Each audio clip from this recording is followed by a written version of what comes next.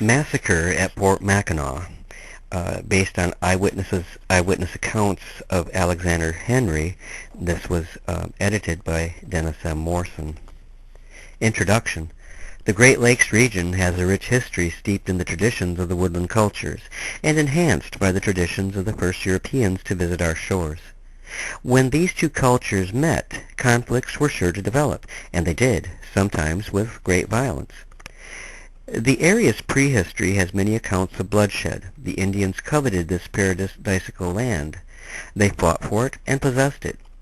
Tribe vanquished tribe in their lust for the rich green woodlands abounding with streams and lakes. When the first whites arrived, they must have been viewed with suspicion and perhaps considered as competition. Of course, the French and the English made inroads and established forts. One of the bloodiest chapters during that period where the cultures commingled is that of the massacre at Fort Mackinac. In the Great Lakes, I believe this chapter in history is unparalleled for deception. Winds of discontent. The English had barely taken Fort Mackinac from the French when the Indians, dissatisfied with English rule and led by Chief Pontiac, rose to rebel in the spring of 1763. During this uprising, the Indians captured 8 of the forts. Detroit was the only fort west of Niagara that did not depart from the hands of the English. The fort and trading post at the Straits of Mackinac was known as Fort Michilimackinac. This was a lonely outpost that was hacked out of the dense northern wilderness. During the very long winter months, the fort was usually icebound and cut off from all other settlements. The fort was so close to the water that when the winds from the west came up, the waves would actually break against the stockade. Fort Michilimackinac was not a fort in the commonly understood way. It was intended to offer only a small measure of protection from surprise attack by the Indians. The arrows and the musket balls which the natives used made little more than a dent in the solid cedar palisade. The fort was a valuable military vantage point which guarded the gateway to the 3 upper Great Lakes. It was a bustling center for the fur trade. Animal fur, particularly beaver, was a source of great wealth. It was the chief industry of Canada and the principal cause for the whites being in the area in the first place. The feeling of the natives towards their English guardians is best described by Raymond McCoy in his book Massacre at the Old Fort Mackinac. Mr. McCoy related, although the war between the French and the British was now over and the British had come into possession of the country, the Indian inhabitants were far from resigned to the outcome. The French had given up their claim, but the Indians, who held a far older claim to the country, had no intentions of surrendering theirs. Not to the hated English at any rate. Although unsteady in their loyalty, the tribesmen around the Great Lakes, except the Fox tribe of Wisconsin, had for the most part lived on good terms with the French.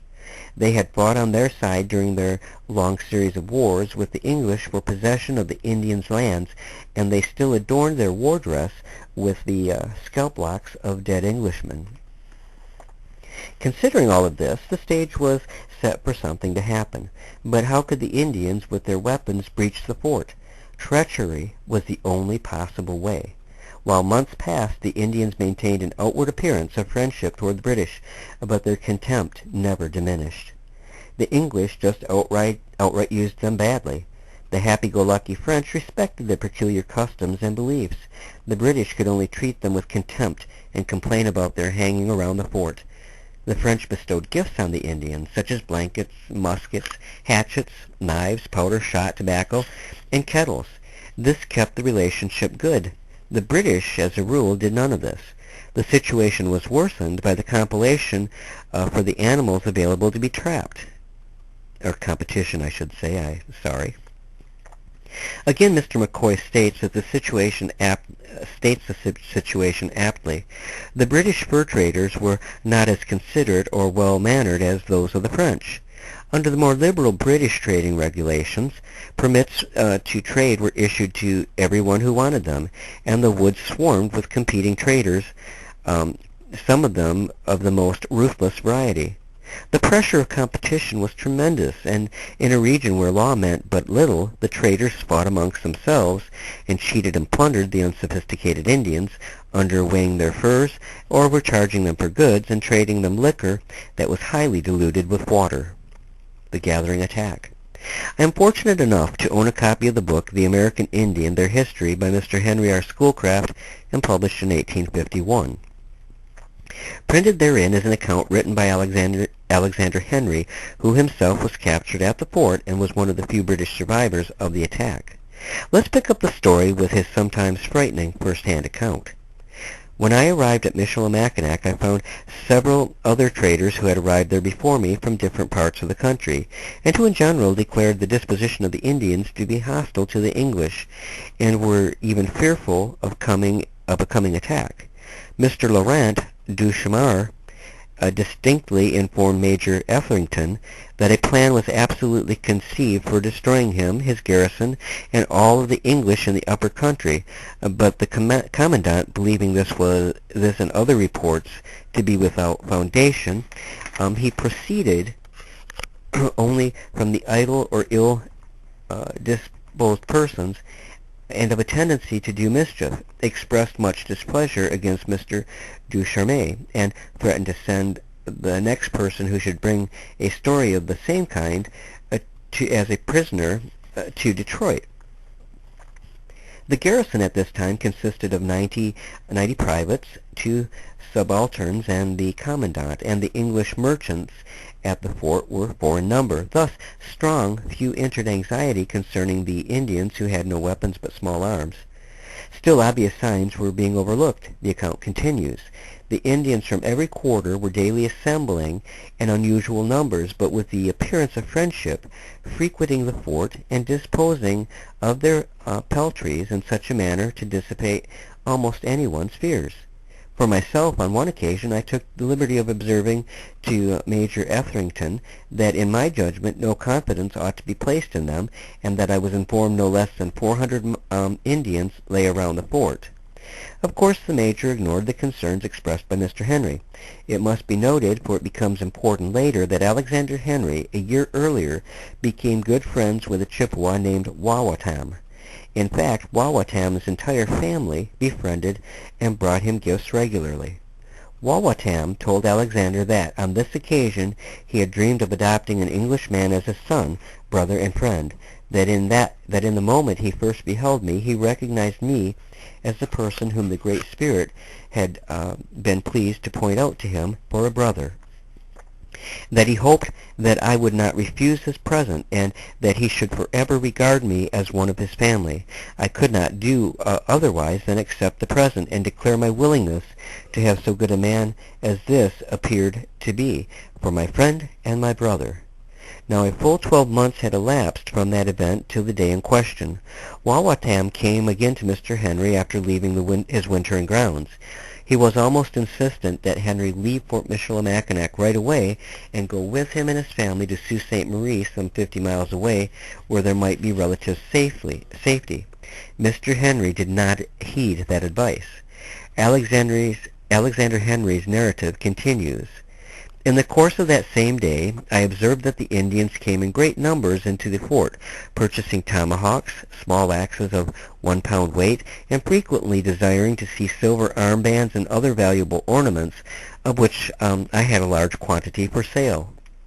The ornaments, however, they in no instance purchased, but after turning them over, left them, saying that they would call again the next day. Their motive, as it afterward appeared, was no other than discovering, by requesting to see them, the particular places of their deposit, so that they might lay their hands on them in the moment of pillage with the greater certainty of dispatch. And now the attack. Wawatam had come to Alexander Henry during the day and warned him without actually saying there was going to be an attack. That night Mr. Henry thought of Wawatam and his air of impending doom, but decided there was really nothing to it. The next day was the 4th of June. It was the King of England's birthday. It was also a day that the English would see just how treacherous the Native Americans could be. Henry's account, a truly descriptive and brilliant narrative, continues. The morning was sultry. A Chippewa came to to tell me that this nation was going to play at Bagatawag with the Sacs or the Sox, another Indians nation, for a high wager. He invited me to witness the sport, adding that the commandant was to be there, and he would be on the side of the Chippewas. In consequence of this information, I went to the commander and expostulated with him a little bit, representing that the Indians might possibly have some sinister end in view, but the commandant only smiled at my suspicions. Bagatawag is played with a bat and ball. The bat is about 4 feet in length, curved, and terminating in a sort of racket. 2 posts are planted in the ground at considerable distance from each other, as much as a mile or more. Each team had its post, and the game consists of throwing the ball up to the post of the adversary. The ball at the beginning is placed in the middle of the course, and each party endeavors as well to throw the ball out of the direction of its own post as into that of the adversaries. I did not go out myself to see the match, which was to be played out without the fort, because there being a canoe prepared to depart on the morning of the following day for Montreal, I employed myself in writing letters to my friends, even when a fellow trader, Mr. Tracy, happened to call upon me, saying that another canoe had just arrived from Detroit, and proposing that I should go with him to the beach to inquire the news. And it so happened that I still remained to finish my letters, promising to follow Mr. Tracy in the course of a few minutes. Mr. Tracy had not gone more than 20 paces from the door when I heard an Indian cry and a noise of general confusion. Alexander Henry's report reminds me of CNN coverage today. He tells things graphically as they unfold with decisive precision. Going instantly to my window, I saw a crowd of Indians within the fort furiously cutting down and scalping every Englishman they found. In particular, I witnessed the fate of Lieutenant Jamet. I had in the room in which I was a fowling piece loaded with swan shot. This I immediately seized and held it for a few minutes, waiting to hear the drum beat to arms. In this dreadful interval, I saw several of my countrymen fall, and more than one struggling between the knees of an Indian, who, holding him in this manner, scalped him while he was yet living. At length, disappointed in the hope of seeing resistance made to the enemy, and sensible of course that no effort of my own unassisted arm could avail against 400 Indians, I thought only of seeking shelter. Amid the slaughter which was raging, I observed many of the Canadian inhabitants of the fort calmly looking on, neither opposing the Indians nor suffering injury, and from the circumstances I conceived a hope of finding security in their houses. It was obvious by this statement that no one was targeted except the English. This fact is bore out as we read more of the journal, which continues, "Between the yard door of my house and that of M. Langlade, my next-door neighbor, there was only a low fence over which I easily climbed. At my entrance I found the whole family at the windows gazing at the scene of blood before them. I addressed myself immediately to Mr. Langlade, begging that he would that he put me in some safe place until the heat of the affair should be over, an act of charity by which he might perhaps preserve me from my general massacre."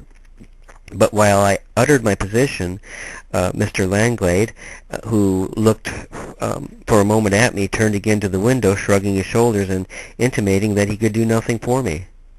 The horror the Englishman must have felt as he realized what was happening to his countrymen, and he himself was seeking shelter only to meet with indifference from those he thought might give him aid. One cannot judge Mr. Langlade harshly, as he had his family and his own life to watch out for. With what was unfolding before him, why would he have led his own life and family into danger? But there was hope for Alexander Henry.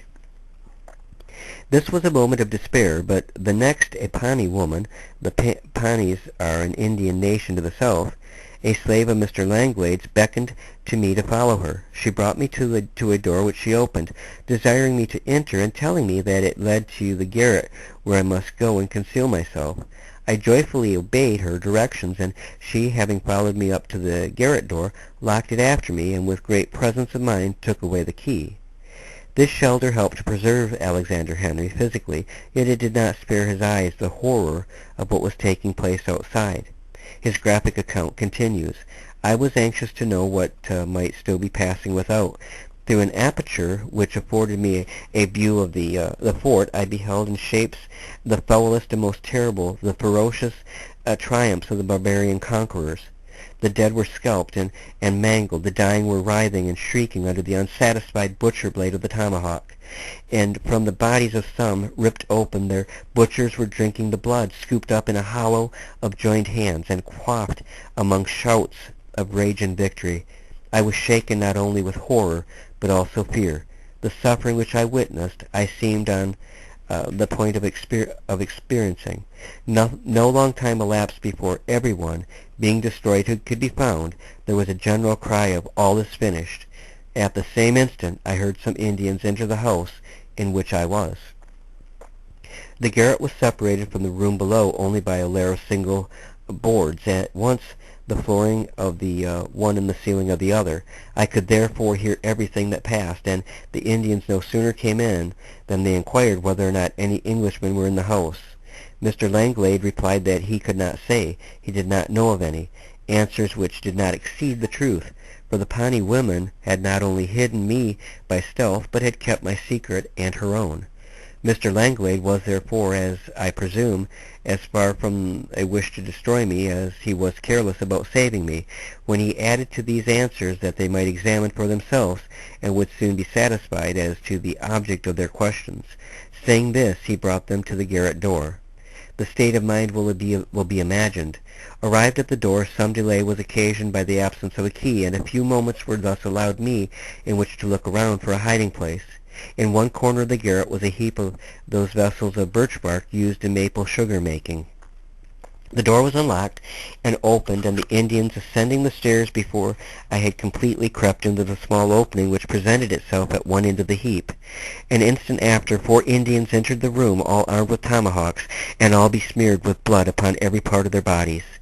The die appeared to be cast. I could scarcely breathe, but I thought the throbbing of my heart occasioned a noise so loud as to betray me.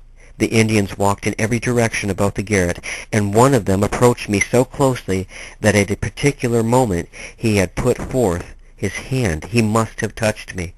Amazingly, Mr. Henry managed to elude the hunters, but the next day proved to be his downfall. It seems the Indians, not finding his carcass among the spoils, set out on a thorough search for him. Mr. Langlade, at the urging of his wife, decided to give Mr. Henry over to the Indians, rather than have him discovered in their home, and perhaps having his children bear part of the Indians' wrath at learning this. Alexander heard these designs from his hiding place, and his journal continues. I now resigned myself to the fate which I was to be menaced, and regarding every attempt at concealment in vain, I arose from the bed and presented myself in full view of the Indians who were entering the room. They were all in a state of intoxication and entirely naked in the middle. One of them, named Winaway, whom I had previously known, and who was upward of 6 feet in height, had his entire face and body covered with charcoal and grease, only that a white spot of 2 inches in diameter encircled either eye. This man walked up to me, seized me with one hand by the collar and coat, while in the other he held a large carving knife, as if to plunge it in my breast. His eyes, meanwhile, were fixed steadfastly on mine. At length, after some seconds, he dropped his arm, saying he would not kill me. To this he added that he frequently engaged in wars against the English, and had brought away many scalps, that on a certain occasion he had lost a brother whose name was Mackinac, and that I should be called after him. So Mr. Henry received a reprieve of sorts for the time being. He was allowed by Winaway to stay in the home of the Langlades until the current danger passed. This security, however, was much shorter lived than was hoped for, as in the space of an hour another Indian came to the house claiming to represent Winaway and insisting that Mr. Henry accompany him. The Indian on this part directed that before I left the house I should undress myself, declaring that my coat and shirt would become him better than they did me. His pleasure in this respect being complied with, no other alternative was left to me than either to go out naked or to put on the clothes of the Indian, which he freely gave to me in exchange. As affairs turned out, Mr. Major Etherington, Mr. Bostwick, and Lieutenant Leslie, plus 20 Englishmen, including some soldiers, were left alive. The prisoners were marched to the lakeside where a canoe was ready to depart. Mr. Henry remarked on this in his journal. Our voyage, full of doubts as it was, would have commenced immediately, but that one of the Indians who was to be part of the party was late. His arrival was to be waited for, and this occasioned a very long delay, during which we were exposed to a keen northeast wind. An old shirt was all that covered me. Lust for material was the same then as it is now in some cases. It's all that mattered, as we see from this continuing commentary. I suffered much from the cold, and in this extremity Mr. Langlade came down to the beach. I asked him for a blanket, promising, if I lived, to pay him for it any price he pleased. But the answer I received was this, that he could not let me have a blanket unless there was someone to be security for payment. For myself, I observed, I no longer had any property in that country. Mr. Henry's request was, however, granted by a less materialistic Canadian named John Cochose. At noon the party embarked for Beaver Island in Lake Michigan. In transit about every 20 minutes, the Indian captors were said to have let out a war whoop, one for each of the prisoners they carried. This was a custom which allowed all the other Indians within hearing distance to be aware of how many prisoners were being transported. Alexander Henry wrote, "In this manner we reached Wagoshensi Point and Fox Point, a long point stretching westward into the lake, in which the Ottawas make a carrying place to avoid going around it. It is distant 18 miles from Mackinac." After the Indians had made their way or their war whoop as before, an Ottawa appeared upon the beach, who made signs that we should land. In consequence, we approached. The Ottawa asked news and kept the Chippewa in further conversation till we were within a few yards of the land and in shallow water. At this moment 100 Indians rushed upon us from the bushes and dragged all the prisoners out of the canoe amid terrifying shouts. In the hands of friends? As the 100 or so Indians dragged Henry and his fellow prisoners from their canoe, they must have thought that at last their suffering was about to be ended. This must have conjured visions in their minds of the bloodshed that they had seen during the siege at Fort Mackinac, but Alexander Henry and his comrades found that the Ottawa were friendly to their cause and took possession of them, returning to Fort Mackinac. There were sufficient numbers of Ottawa that they took the fort from the Chippewas. A solemn council or summit was then convened between the two tribes, only to once more find Henry and company back in the hands of their original captors. Can you get a sense of how nerve-wracking this must have been? On their Ottawa captors, Henry wrote, "The Ottawas had themselves declared later that they had no other designs than to make broth of us." Something I'd like to point out here is that I personally have spoken with a number of experts who state emphatically that cannibalism never took place in the Great Lakes. No doubt they have not read or paid attention to the historic record. Remember how Alexander Henry wrote that during the actual massacre of the savages were actually cupping their hands and drinking the blood of their victims. This above passage proves that consuming other humans was practiced on occasion in the Great Lakes region. To these ends is another disgusting observation that Mr. Henry made and recorded in his journal. He said, "I confess that in the canoe with the Chippewas I was offered bread, but bread with what accompaniment? They had a loaf which they cut with small knives that they had employed in the massacre, knives still covered with blood. The blood they moistened with spittle, and rubbing it on the bread offered this for food to the prisoners, telling them to eat the blood of their countrymen." Accounts such as these are a matter of historic record and were written by respected people of the time. Why then make out that the Indian culture of the Great Lakes was at all times quite civilized at that point in history, when in fact history bears out that quite the opposite, that they could be quite barbaric? Salvation at last. Remember my telling you earlier about Wawatam, who had taken Alexander Henry as part of his family due to the vision he had. Mr. Henry's situation on the 7th of June 1763 seemed dire. He had been on an up-and-down roller coaster ride since before the attack, and just when all seemed lost, Wawatam came back on the scene. Alexander wrote, "Toward noon, when the great war chief and the company of Winaway was seated at the opposite end of the lodge, my friend and brother Wawatam suddenly came in. During the 4 days preceding I had often wondered what had become of him. In passing by he gave me his hand, but went immediately toward the great chief, and by the side of whom he and Winaway sat themselves down. The most uninterrupted silence prevailed. Each smoked his pipe. When this was done, Wawatam arose and left the lodge, saying to me as he passed, "Take courage." An hour elapsed, during which several chiefs entered, and preparations appeared to be in the making for a council. At length Wawatam re-entered the lodge, followed by his wife, and both loaded with merchandise, which they carried up to the chiefs and laid in a heap before them. Wawatam, through this and eloquent speech, was able to take Alexander Henry, and eventually Mr. Henry gained his freedom. Savage cannibalism in the Great Lakes region. Earlier I mentioned cannibalism, and I'd like to share with you perhaps the most disgusting account which Alexander Henry observed. This particular should serve as a lesson of sorts to those today who argue that it was the white man who was so brutal to the Indians. I doubt that even those whites who participated in the atrocities of Wounded Knee would come or could have ever matched this incident, though I'm not diminishing the horror of Wounded Knee and what the Native American people experienced there. Mr. Henry wrote, "In the course of the next morning I was alarmed by a noise in the prison lodge, and looking through the opening of the lodge in which I was, I saw 7 dead bodies of white men dragged forth.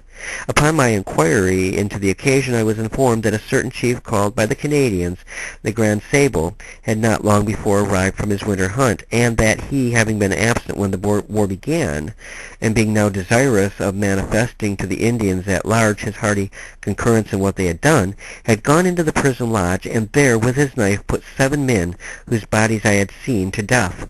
Shortly after 2 of the Indians took one of the dead bodies, which they chose as being the fattest, cut off the head, and divided the whole into 5 parts, one of which was put into each of the 5 kettles hung over as many fires kindled for the purpose at the door of the prison lodge, with an invitation to Wawatam to assist at the feast. An invitation to the feast is given by him who is master of it. Small cuttings of cedar wood, about 4 inches in length, supply of the place cards, and the bearer, by word of mouth, states the particulars.